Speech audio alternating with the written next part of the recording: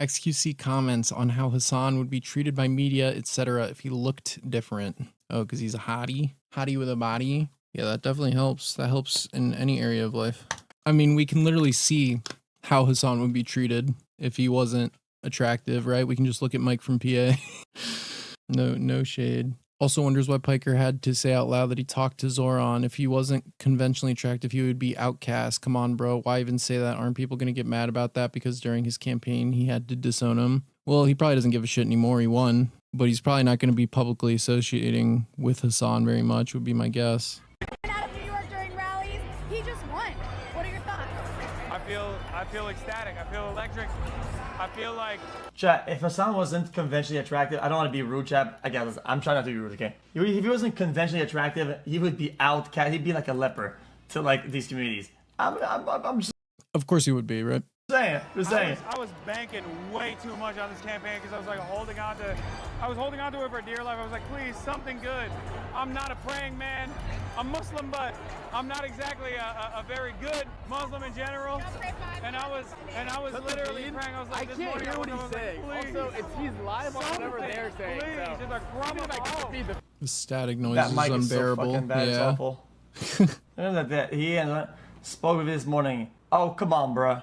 Why would he even say that? Did you get to speak with him He's last? flexing. Aren't people gonna get mad about that? Because during his campaign, he had to like disown him, whatever. Like, come on, bro. No.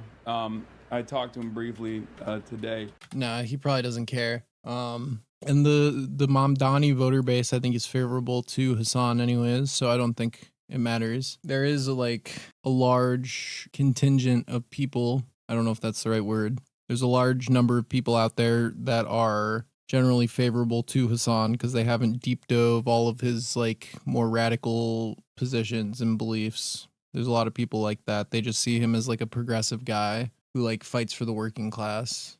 That's the whole reason he masks up all the time, is to give off that perception in a broad sense. But then with his actual hardcore fans, they're more hardcore. But he's self-described it before, right? He's a funnel to more extreme ideology, which is bad. Of course, you don't want that. But also, to most people, they're just going to see him as a progressive. And if you're ranting and raving against that, they're going to look at you like you're crazy, unfortunately. It's definitely gotten better over the last year, 2 years, for sure. Because he keeps fumbling, but it was way worse a couple years ago, for sure. But back then, he also dog whistled a lot more. But also, the youth is so fed up that they're more amenable to more extreme, populist shit. So call it reactionary or call it what you want. People grow up under this bullshit. The 2 longest government shutdowns in history both occurred under Donald Trump. We're currently still in the longest shutdown in government history. People who have government jobs aren't getting paid. They have to go do Uber and DoorDash and shit, or they have to go find another job altogether because they have no clue when their next paycheck's coming.